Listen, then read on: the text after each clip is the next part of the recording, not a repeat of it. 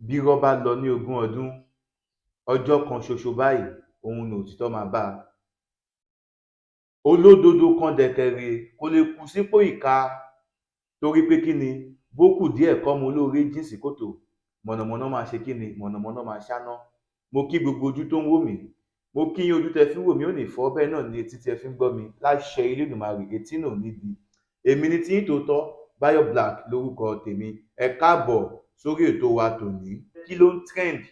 Fẹ́yìn tẹ bá ṣẹ̀ ń wò wá fún ìgbà àkọ́kọ́, ẹ má gbàgbé láti bá wa subscribe, kẹ́ dẹ̀ máa share fídíò wa, kẹ́ ẹ tọ notification button yín kó lè máa notify yín ní gbogbo ìgbà tá a bá ṣẹ̀ṣẹ̀ ń drop new video. Ọ̀rọ̀ tá fẹ́ sọ láàárọ̀ yìí ó dá lé ìyá ìbejì ọmọ aráyé le.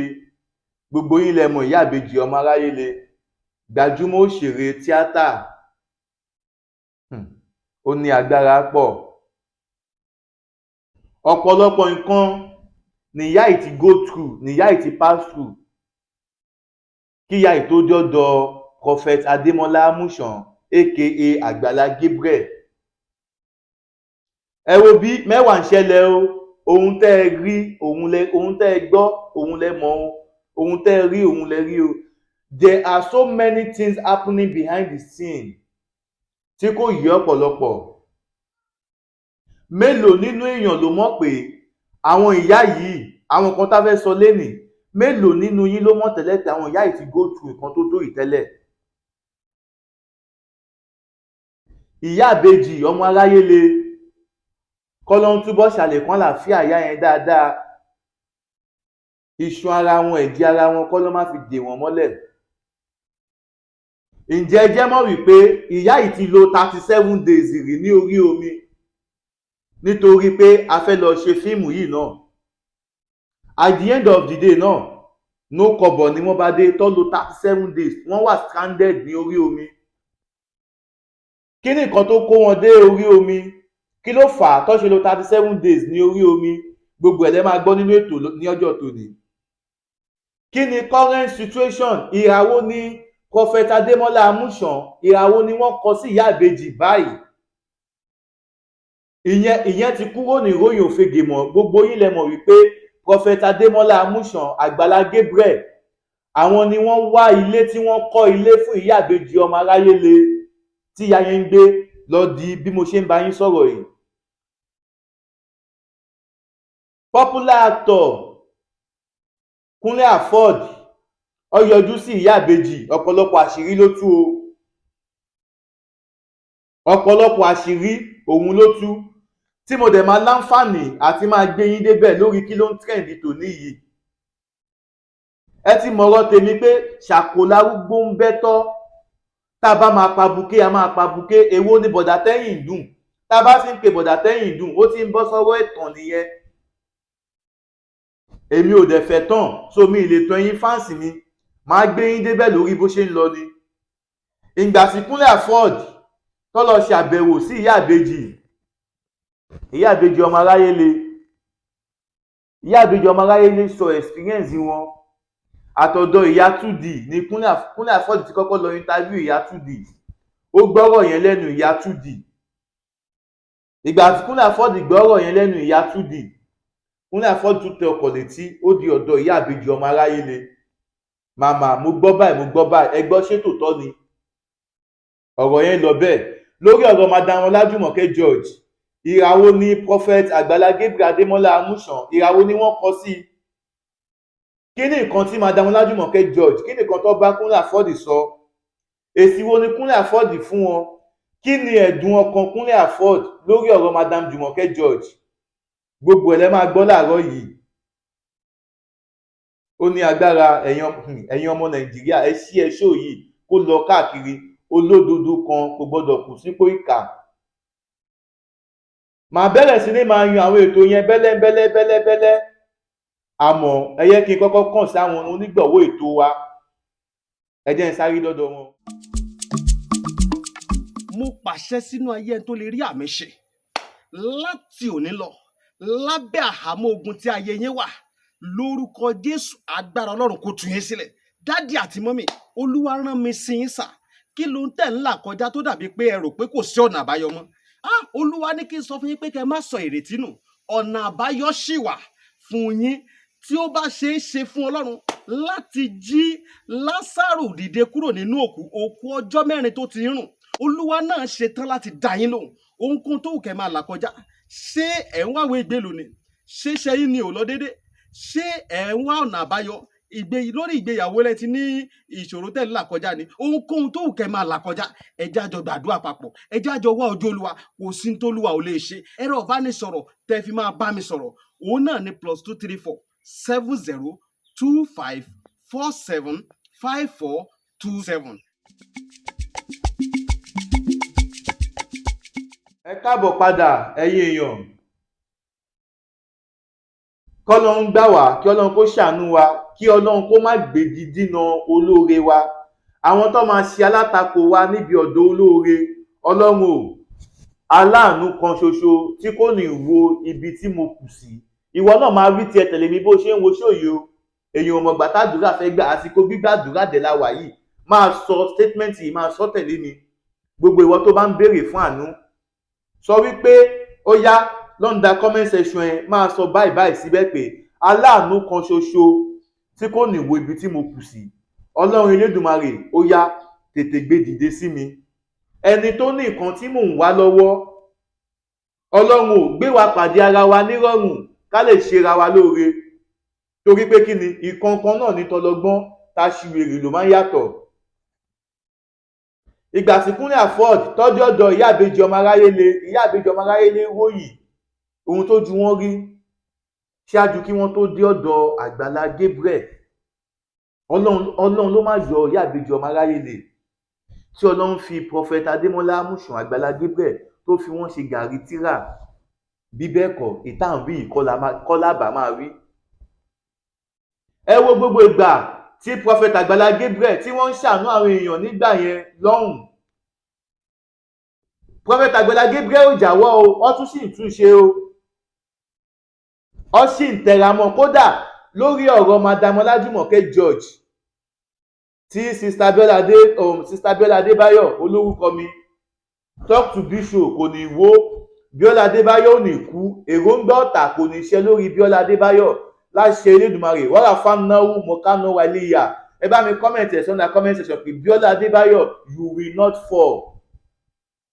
Èyí ò wá rí tí Olúwa làṣẹ, olódodo kan kò lè kù sípò ìkà. Madam ìyá ìbejì ọmọ aráyé lé, wọ́n ń béèrè lọ́wọ́ Kúnlé Afọ́ọ̀d, wọ́n ń dúpẹ́ lọ́wọ́ ẹ̀, wọ́n ní o ṣe okú ìtọ́jú ọ̀rẹ́ mi. Ó tiẹ̀ kọ́kọ́ surprise Kúnlé Afọ́ọ̀d pé ọ̀rẹ́ yín wo, ó ní Ọlájùmọ̀kẹ́ George ni o. Kúnlé Afọ́ọ̀d ní ẹ wò lótìtọ́ ti lẹ́ńtọ́ lọ́hùn kó tó di pé ẹ jẹ́ ká ṣe gbòsà fún Kúnlé Afọ́ọ̀d. Ẹ jẹ́ ká ṣe gbòsà fún Kúnlé Afọ́ọ̀d, ọkùnrin ni. Bẹ́ẹ̀ ni, ẹ jẹ́ ká kí ọkùnrin tó ń sun rárá fọ́kùnrin ẹgbẹ́ ẹ̀. Ẹ wo nǹkan tí ojú Bíọ́lá Adébáyọ̀ tó rí nígbà tó gbé Madam Ọlájùmọ̀kẹ́ George jáde. Ṣé ẹ mọ̀ wípé torí pé Bíọ́lá Adébáyọ̀ ó jẹ́ obìnrin, àwọn nǹkan kan wà táwọn èèyàn sọ sí Bíọ́lá Adébáyọ̀ lọ́rọ̀ kùbákùgbè lórí ọ̀rọ̀ Madam Ọlájùmọ̀kẹ́ George kò lè ṣèkì Bíọ́lá Adébáyọ̀ torí obìnrin ni. Everybody ló mọ̀ wípé irọ́ ni wọ́n pamọ́. Tó bá jẹ́ pé Kúnlé Afọ́ọ̀d ọkùnrin òun ló raise motion yẹn, táwọn èèyàn wá dìde ẹ̀gbọ́n yẹn, tó wá dìde sí pé Afọ́ọ̀d o kinní kan láwọn kinní bó ṣe ṣe fún Bíọ́lá Adébáyọ̀. Ǹjẹ́ mọ̀ pé ó ṣeé ṣe ká má dùn Afọ́ọ̀d mọ̀? Bóyá gbogbo eléyìí ni Kúnlé Afọ́ọ̀d rò. According to Mr. Kúnlé Afọ́ọ̀d, eléyìí mi ò sọ pé bó ṣe rí rèé o, torí ohun tí Mr. Kúnlé Afọ́ọ̀d sọ ni pé nígbà tí Madam Ọlájùmọ̀kẹ́ George tí wọ́n pe àwọn tí wọ́n ṣe àlàyé health condition wọn fún wọn, wọ́n ní àwọn sọ fún wọn pé kí wọ́n jọ àwọn ṣì busy torí àwọn kankan tí àwọn ń ṣe lọ́wọ́.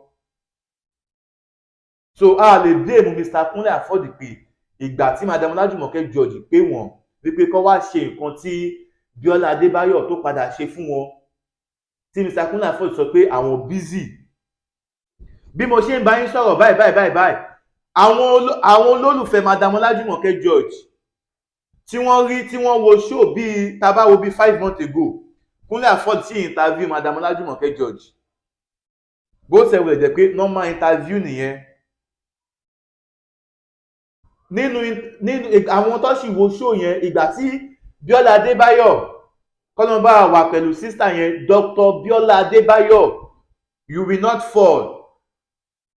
àwọn ẹ̀dá kan wà tó já sí pé wọn ò lè fún wàrà ṣùgbọ́n wọ́n lè dá wàrà nù. Bíọ́lá Adébáyọ̀, ẹ má lè sísì wọn, everybody ló gbóríyìn fún yín.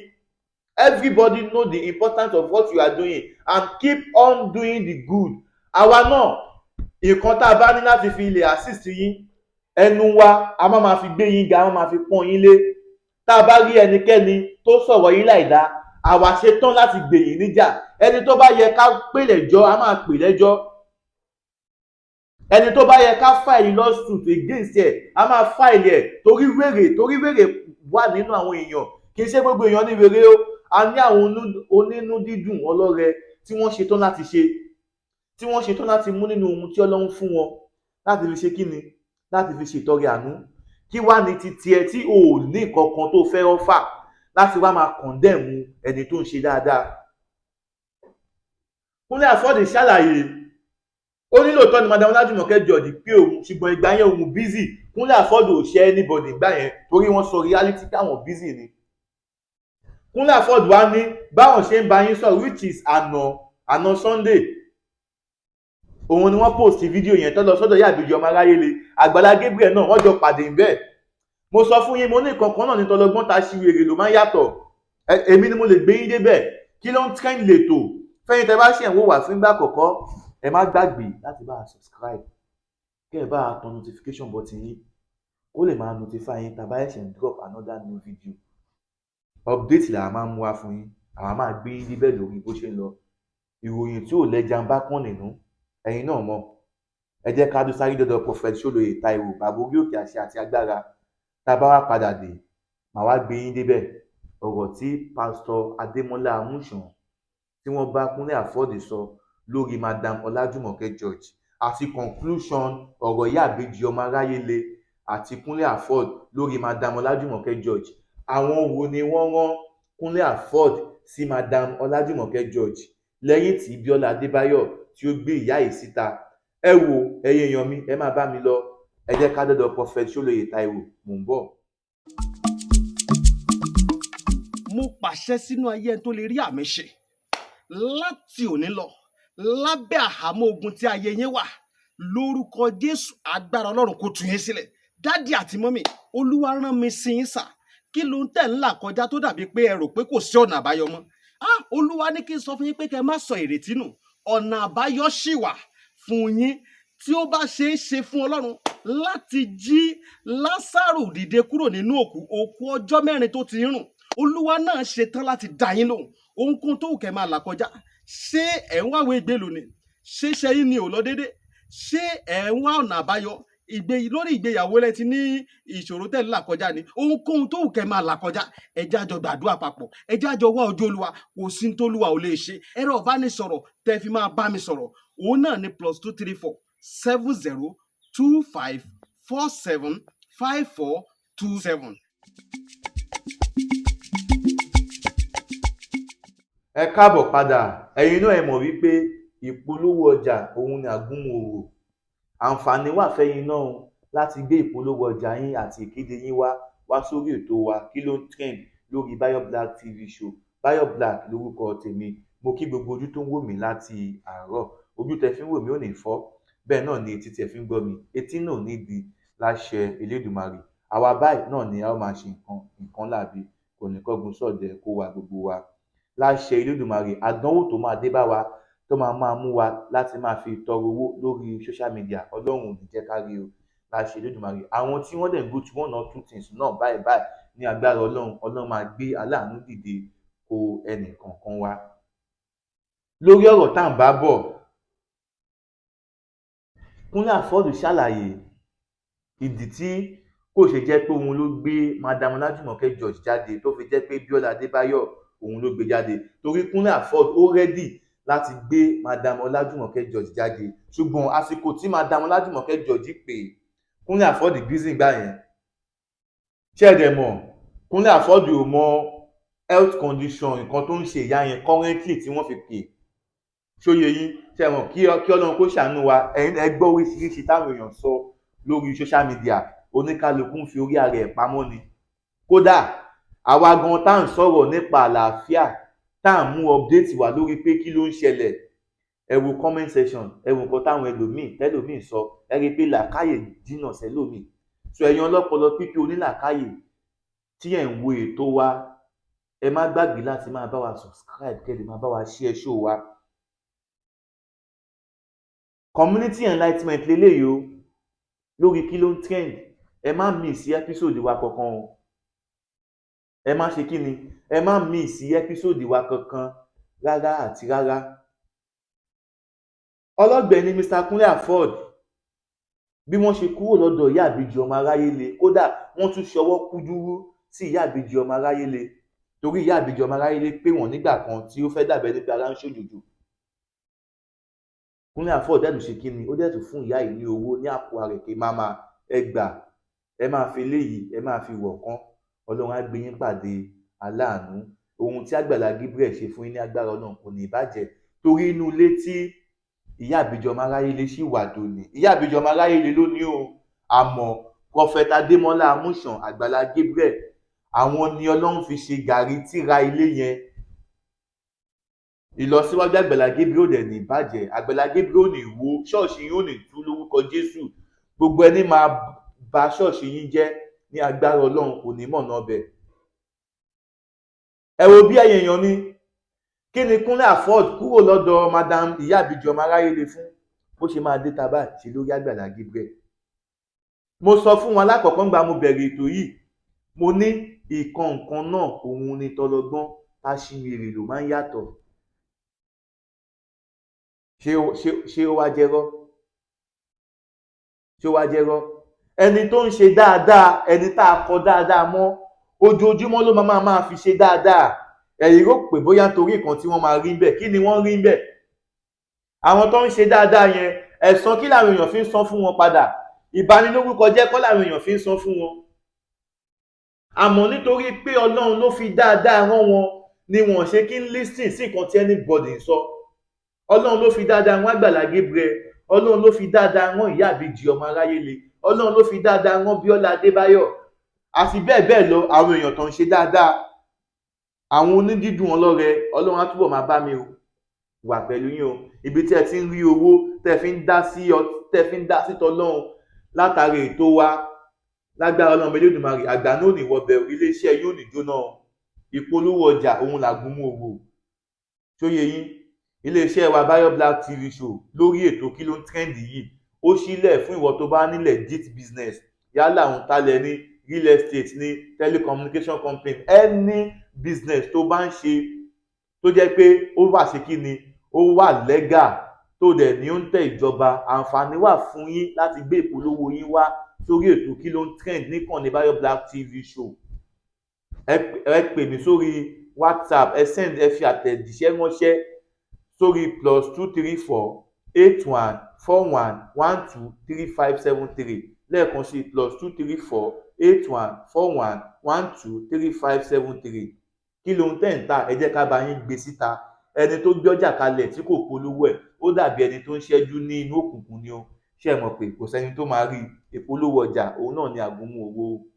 Mo dẹ̀ tún fásìkò ìrọ̀ gbogbo ẹ̀yin tẹ́ ń wò wá, gbogbo àwọn tá a bá ti polówó lórí ètò yìí, ẹ jọ̀ọ́ fún ìlọsíwájú ètò yìí náà ni ẹ máa bá wa patronize wọn, ẹ máa bá wọn dòwò pọ̀ láṣẹ Elédùmarè. Ire ni o, torí pé kí ni, àlàáfíà ni tọmọ Ọlọ́run. Ọ̀rọ̀ tí bí Àgbàlá Gabriel àti Kúnlé Afọ́ọ̀d tí wọ́n ṣe ríra wọn, tí wọ́n kíra wọn tó yọ̀mọ̀ra wọn, the next thing, ọ̀rọ̀ Madam Ọlájùmọ̀kẹ́ George, òun Àgbàlá Gabriel náà mú bẹ́ẹ̀ ni pé kódà àwọn èèyàn ti pé àwọn gidi gan pé káwọn yọjú sí Madam Ọlájùmọ̀kẹ́ George. Ó ní ohun àwọn pé báwọn èèyàn ṣe ń pe àwọn lọ́tùn, pe àwọn lósìn, ohun àwọn láti lọ. Àmọ́ aláàánú kan tí ń ṣe Bíọ́lá Adébáyọ̀, ó ti wà pẹ̀lú ìyá àbíjì ọmọ aráyé le láti provide gbogbo nǹkan tí ìyá àbíjì, ó ti wà pẹ̀lú Madam Ọlájùmọ̀kẹ́ George láti máa give update lórí nǹkan tó ń ṣẹlẹ̀. Èmi náà Bayo Black, wọ́n á fẹ́ fi àsìkò yìí sọ fún Prophet Adémọ́lá Amúsàn aka Àgbàlá Gabriel, ẹ jọ̀ọ́ nítorí tọlọ́run, tí àwọn èèyàn bá ti pè yín láti lọ sí ọ̀dọ̀ Madam Ọlájùmọ̀kẹ́ George, mo bẹ̀ yín, mo rọ̀ yín, ẹ tẹ ọkọ̀ létí kẹ́ ẹ lọ síbẹ̀. Ẹ má wo wípé torí pé Bíọ́lá Adébáyọ̀ ti wà pẹ̀lú wọn, so torí ẹ ní ìgbà tẹ́mì ti darí yín síbẹ̀. Ẹ jọ̀ọ́ mo bẹ̀ yín, nǹkan tọ́lọ́run bá darí, tí Ọlọ́run bá fi sí yín ní kápá láti ṣe fún Madam Ọlájùmọ̀kẹ́ George kì í pọ̀ jù, ẹ̀yin náà ẹ lọ ṣe é. Torí kò sí jà ńbẹ̀, kò sí jà ń ṣọ́ọ̀ṣì, ṣàdúrà ń ṣàmì ní àbí ṣé jà wà ń ṣọ́ọ̀ṣì? Ṣọ́ọ̀ṣì tó bá ti jà ó lọ́wọ́ kan ìmí inú ni, kò sí jà ń ṣọ́ọ̀ṣì, ṣàdúrà ń ṣàmì ní. Àgbàlá Gabriel, bẹ́ẹ̀ ṣe yàn láàyò láti máa ṣe dáadáa, Ọlọ́run ọba mi á túbọ̀ máa bá mi san yín lẹ́san rere. Mínísítírì yín ò ní wó o, láṣẹ Elédùmarè, iwájú báyìí òun náà lẹ máa lọ. Bẹ́ẹ̀ ni, kò jẹ́ bó ṣe jẹ́ lórí pé kí ló ń trend lónìí ọjọ́ ajé, láṣẹ Elédùmarè, gbogbo wa la máa rí ajé jẹun. Mo kí gbogbo ojú tó ń wò mí, ojú tẹ fi ń wò mí ò ní fọ́, bẹ́ẹ̀ náà ni etí tẹ fi ń gbọ́ mi, etí náà ò ní di láṣẹ Elédùmarè. Èyí ló ń ta ní ká wá fi tó yín létí, kẹ́ ẹ lè mọ̀ wípé iṣẹ́ ire ó ń tẹ̀síwájú. Mo wá fẹ́ fásitì yìí sọ fún gbogbo amòòkùnṣèkà, gbogbo ẹni tó ń fi dúdú bojú láti fi tafà sínú ìmọ́lẹ̀, ìbádá púpọ̀ kẹ́ lọ ṣe kíni, kẹ́ lọ jáwọ́ o, nítorí ènìkọ́, nítorí ọ̀la ni. Báyọ̀ Black lórúkọ tèmi, a ó máa bọ̀bẹ̀ níbẹ̀ ṣù àtẹ́lẹsẹ̀ a sì máa bẹ̀nà wò. Mo wí tèmi o, bẹ́ẹ̀ ni mo sọ ìmúdúró náà, ó tún dijọ́ mi ìjọ re. Gbogbo ẹni bá ní a má bọ̀, òun náà là ní débá láṣẹ Elédùmarè. Tẹ́yìn bá ní information kan tó reliable tàbí ẹ fẹ́ polówó ọjà, ẹ má gbàgbé láti kàn sí mi lórí aago lórí +234 81 41 12 3573 lórí WhatsApp. Ọlọ́run á wà pẹ̀lú gbogbo wa. Ire o.